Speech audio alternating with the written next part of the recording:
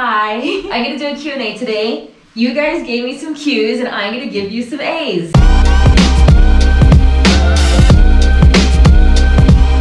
So comfortable in here. Okay guys, welcome to my shower room that I have in this bathroom in Malaysia. It's so comfortable. Is this even straight? Is that good? So on Instagram, I asked you for some cues. Do you want me to explain what Q&A is anymore?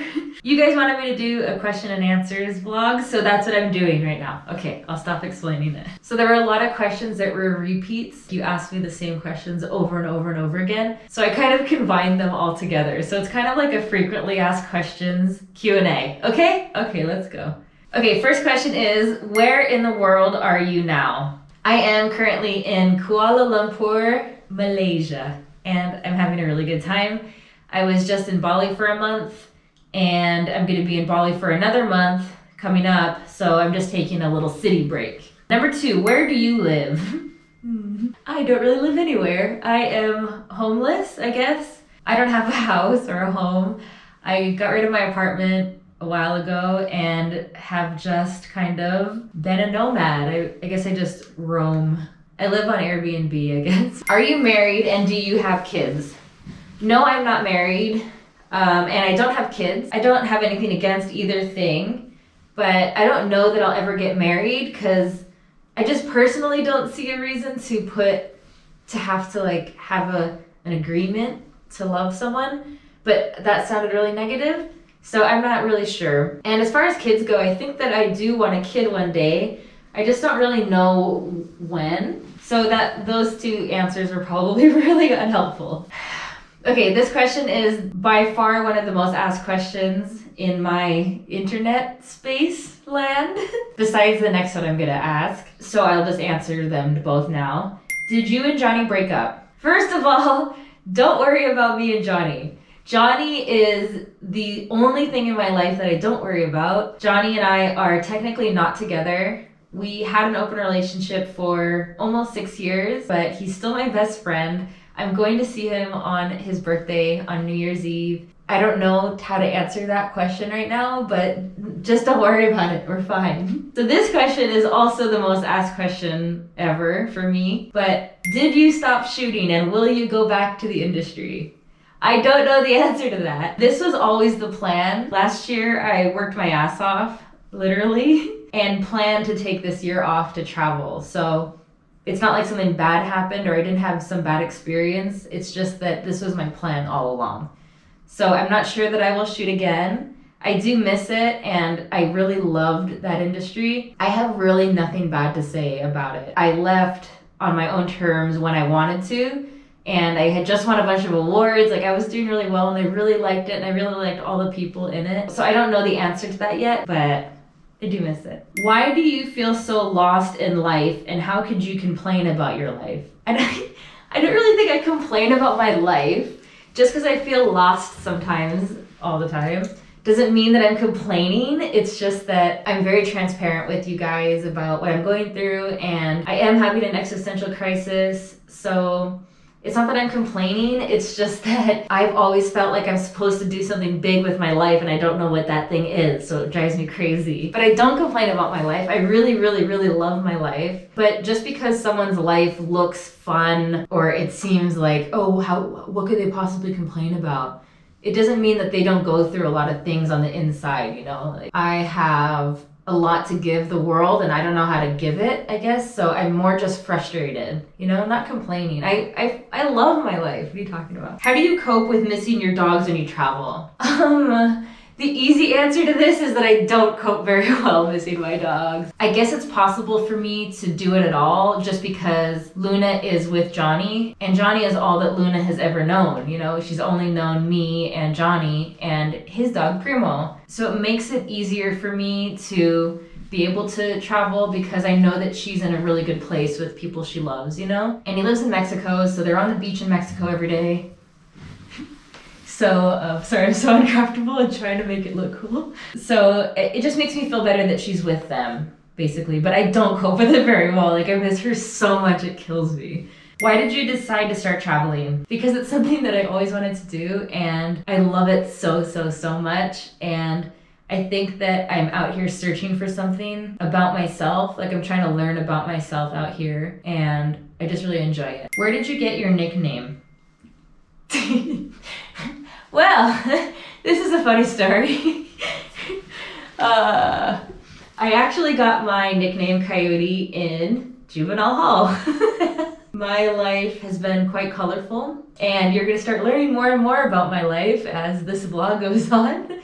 So I guess you might as well just start hearing about it now. I went to juvenile hall a few times as a kid, and they nicknamed me Coyote because I don't even know if these facts are true or not, but I guess coyote as an animal can either be a solitary creature or it can be a pack animal. And that's very much how I am. Like, I love to be around a lot of people. I love people, and I love to be like around a bunch of people all the time. But at the same time, I'm the biggest loner hermit you've ever known. Like, I'm also a recluse. I'm kind of a contradiction. And so, yeah, they named me that because I guess coyotes are like that. So it just kind of stuck. So all the people in my life that really know me and really love me, they call me Coyote. So the answer is, I got that name in juvenile hall. What made you decide to take this journey? Not just traveling, but with your existential crisis. Did something bad happen? Okay, I definitely didn't choose to have an existential crisis, first of all. Having this existential crisis is very inconvenient and very difficult to have, I guess. I've just always felt like since I was a kid that this weird feeling, this need and want to understand life and what's the meaning of life and what's your purpose? And that is a very hard question for my mind to continuously ask. Like, what's the meaning of life? It's so annoying to think that question, to ask myself that. So I definitely didn't choose to have an existential crisis. What was the other part? What made you decide to take this journey? It was more like my brain made me take the journey. Because this time last year I was very happy in my life. Nothing had to change. It was more like my brain crashed my life into a wall, and it was like, go travel, go figure shit out, So I guess I didn't really choose to have the journey or the existential crisis. It's just kind of happening. What's your best tip for dealing with anxiety? I don't have a huge anxiety problem, but when I do have anxiety, it's really bad. And I guess my biggest tip, besides trying not to just hide underneath blankets and make the anxiety attack worse, is maybe to tell someone you're having an anxiety attack. Like, I like to verbally, text over text. I text someone I know, like, I'm having anxiety. And usually they say, well, why? And they try to get you to talk through it. And usually my reasons are pretty stupid, or they don't sound quite as good when I write them down versus when I'm just like having them in my head. Like, if it's about a problem and I write it down, then it seems more obvious to just fix the problem. I don't really know how to deal with anxiety very well. It's kind of just a crazy feeling you get. I guess some advice I would give is that it will pass, and every time you do have anxiety, notice that it does go away. So what I like to tell myself while I'm having anxiety is like, just hold on, just wait, just ride the wave, man. What is your biggest fear? My biggest fear in life is definitely, and always has been, not living life enough. Like, I really need and want to live life to the fullest at every moment, at every day. I don't want to be at the end of my life and think, I should have done this, I should have done that, I should have taken that chance, I should have done this. So yeah, my biggest fear is just not living enough. What are your biggest regrets? Well, despite popular belief, or maybe the things that I should regret, I don't regret anything. Sorry. I think probably my dad wouldn't want me to say that, but I don't regret anything in my life. I think that everything that I've done and every mistake that I've made has made me who I am. And even all the bad tattoos I have, like some tattoos I got when I was on drugs or during a bad time in my life when I was like a stupid angsty teenager. But I wouldn't get my tattoos removed because they were a part of me at some point, like that bad decision was me at one point. So even though I probably have a lot to regret, I don't actually regret any of it because it was me and I stick by myself. It was a good decision at some point. I don't really understand this question, but have you always had a good relationship with your sexuality? I'm gonna go with yes. Don't understand the question, but I'm gonna say yes. What have you learned about yourself traveling alone? Any tips? Yeah, traveling alone really teaches you whether you like being with yourself or not. Can you see anything? Traveling alone has really taught me that I enjoy myself. And I don't know if that sounds conceited or weird, but I really like to be in my own skin and I like myself. I love myself. And it's really taught me that. Like I enjoy to be with my own company and that makes me really happy. As far as travel tips, especially as a solo traveler or solo female traveler in general, I will make an entire vlog about that because I actually have 100 tips to give you just on traveling alone. So I'll save that for another vlog, but basically it's taught me that I love myself. And I think that's a nice thing to admit, you know? What's your plan for 2020? I cannot even plan what's going on next week, let alone 2020. All I know that I'm doing tomorrow, my big plan is that I'm getting on an airplane back to Bali, but I don't have a plan at all. I don't even know how I'm getting to the airport. This doesn't really seem like a question. Someone just said, you are bad with authority, period. That person is not lying. What's your favorite place you've been this year that might have surprised you? Sri Lanka. Sri Lanka was a place that I was just going in between Maldives and Tonga. It was just like a week-long layover that, it's not that I didn't expect much from it or anything, it wasn't anything negative like that, it's just that it surprised me how much I adored it. Sri Lanka was definitely my favorite country I visited this year, besides Bali and Mexico. But Bali and Mexico I already knew I loved, you know, like Mexico's always been my heart. And I've been in Bali 3 months already this year. In December, it'll be my 4th month in Bali. So I kind of consider Bali to be my home. And Sri Lanka is just this surprise thing that I just loved Sri Lanka. I need to go back to Sri Lanka and vlog it.